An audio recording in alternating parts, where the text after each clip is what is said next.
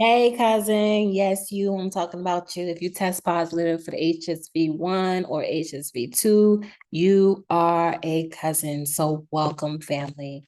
Today, we're going to talk about herpes disclosure, how to tell somebody that you have herpes.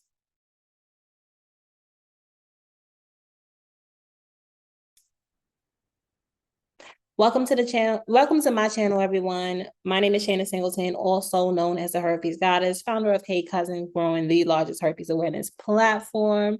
Also the founder of the Slay the Stigma coaching program, where I help women stop their outbreaks and break free from shame so that they can get laid. That is my magic. If you're interested in my coaching program, go to www.coachshanasingleton.com. If you're searching for herpes resources, go to the description box below.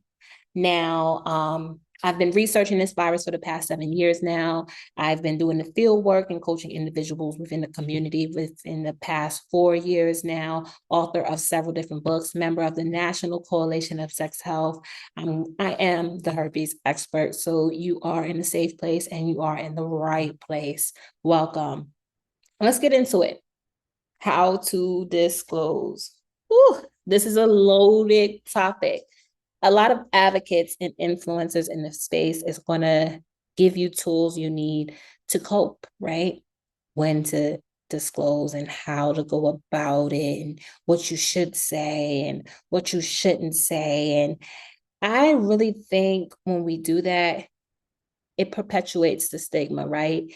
It gives off this idea that you're unworthy of unconditional love and you have to prepare yourself right so that you can gain the acceptance of someone else. As a coach, as a transformational coach, as the only coach that actually gets people comfortable enough to go public within the space, check my testimonies on Instagram. I promote acceptance, right? Learn how to accept the virus for yourself so that you're not out in this dating place, dating from a place of lack of self acceptance. So I 100% do not support herpes disclosure. Yeah, I don't support it. Now, me saying I don't support disclosure is not me saying don't tell nobody that you have herpes. I more so support the healthy sexual conversation we're supposed to be having before intercourse, whether we have herpes or not. See, me, when I'm talking to somebody about my herpes, I'm not coming from a place of, I hope this person accepts me. I hope this person doesn't reject me. I have to make sure I have all the information for this person so that this person feels comfortable enough to be with me. I don't want to disclose from that place. I'm disclosing from a place of a matter of fact, right? I have herpes. My acceptance is enough. You have to accept all of me or you don't deserve none of me, any of me. Point blank, period. I am the prize. And my worth is not equated to what I have to offer in between my legs. And you know what? I want to know what you got going on too. I'm going to require a full panel STD results from yourself as well. And it just so happens that I have herpes. You see, I'm more so for the sexual health conversation. Now, why is that? I has been doing this work for 4 years now, and when people find out they have herpes, and the first thing they want to do is go back out on the dating scene without learning how to accept this virus for themselves, they go out in the dating scene from a place of desperation, lack of self acceptance, lack of self worth, and lack of self love. So much so that a narcissist and manipulator can sniff them right on out, right? So then they start getting accepted by narcissists and manipulators and find themselves in this very toxic relationship when people are throwing their herpes in their face and threatening them that no one's going to want them outside of them because they're the only person that will accept their herpes and just get themselves in very unpleasant situations, right? When you have done the work to accept the virus for yourself, you then go out into the dating scene from a place of my acceptance is enough, acceptance and self-worth and strength. That narcissist manipulators start to reject you because they're not attracted to people who know their worth. They're not attracted to strong people. You see, rejection and acceptance is going to come whether you do the work or not. But I feel like so that you not moving forward and dating from a place of desperation, it is important that you take some time to yourself to learn how to love yourself unconditionally before dating. It's important.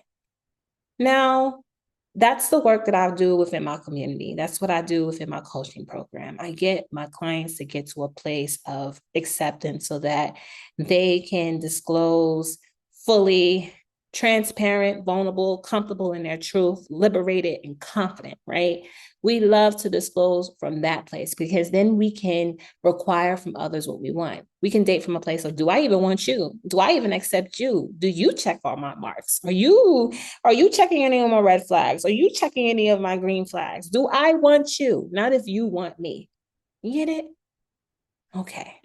All right. So this conversation, once you get to that place of self-acceptance, how do you even have this sex health conversation? This is a conversation we should have been having way before we found out we had herpes, right? Well, I always tell my clients, because we do disclosure practices every Thursday, is we start from just, hey, bae, this is just an example. Things are getting heated between us, and I'm ready to take our relationship to the next level, right? And I think it's time. My sex health is important to me. Healthy sexual communication is important to me. And I think it's time that we have a talk about it. Then you want to exchange questions, right? I have a skit. Maybe I can add the skit here, but the skit right here, or maybe right here, whatever YouTube does, whatever. But you can just go, when was the last time you had sexual relations? When was the last time you had unprotected sexual relations? When was the last time you've been tested? How often do you get tested? Do you believe in monogamy or polygamy? Do you have multiple sex partners? All of those questions are important before moving forward with somebody. Oftentimes in the community, y'all so worried about just telling people that you have herpes. When are you going to be worried about what they have, right? Have you ever had an STD before? You talk about it. 9 times out of 10, they have. They said by the age 25, 1 out of 2 people has experienced an STD. So it kind of humbles them a little bit. Then you can move forward if you want to and share your STD status, right? You can share your STD status there. But then also, by the way, I have herpes. I have had an STD before. It's not one that I could cure, and I test positive for herpes. Pause. Now is not the time to throw a bunch of statistics at your partner. It looks like you have something to hide or you're trying to get them to accept you. Don't do that. Now is not the time to cry and tell your sad story, right? Then you move in from a place of lack of self-acceptance, lack of self-worth. Boo-hoo, you're talking about your ex, you're crying. I understand if you don't want me. I understand if you don't want to be with me. It's giving desperate. Don't do that. Just pause, let them process, and don't assume that they don't know anything about herpes, right? Then you want to require, before we move forward, it is important for me to review your full panel STD test. And I don't mind giving you my full panel STD test as well. Maybe we can go and get tested together, whichever works best for you. Have this conversation with confidence. Own it. It is your truth. Confidence is attractive, and your comfortability with your own status is going to provide the other person with comfort as well, right? Be open to know your herpes, know your outbreak sites, be able to communicate your triggers and symptoms, be able to communicate about your herpes with your partner so that you can make them even feel more comfortable if they need to, right? But you just don't want to spill it on them all at once. That's not something you should do, right? I'm currently at a place in my life where I am being pursued by people who just want to be in my space, who just want to be in my energy, my company, and pick my mind so much so that they don't give a damn if I have herpes, right? I have recently been involved with someone who went through all of my content and learned about herpes himself before even approaching me, so that he wasn't even asking me questions. He did the work that he needed to do to figure out how he could be with me and make me even feel more comfortable, And it's because I require these things for myself.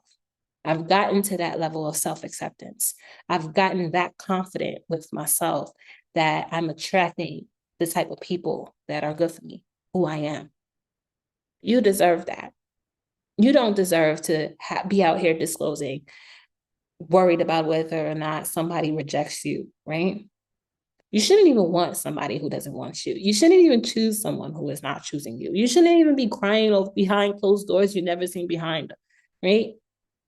And if that is the case and you find yourself disclosing and you're sad and you're crying during disclosures and you're throwing them a bunch of statistics and you're explaining to them it's okay if they don't want you, take a break from dating because that is not attractive.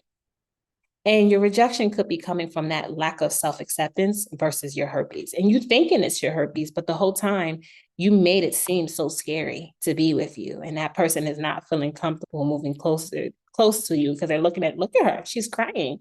Look at her. She's trying to explain to me why, it's okay and I should be with her. And then like, this is scary. I don't know if I want to move forward with her. I don't want to feel like she feels. I don't want to feel like he feels, right? If you're that person, take a break from dating. Learn how to accept this virus for yourself. If it's been years and you're struggling and you just don't know how to do that for yourself, holla at me.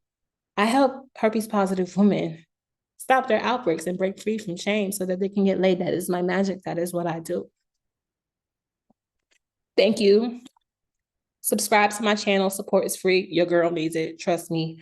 Every Monday, I'll be dropping a tip. Every Wednesday, I'll be talking about facts. Every Friday, we're dismantling the stigma. I'm happy that you're here. Good luck on your journey. Go to the description box below for more herpes resources. Have a good day.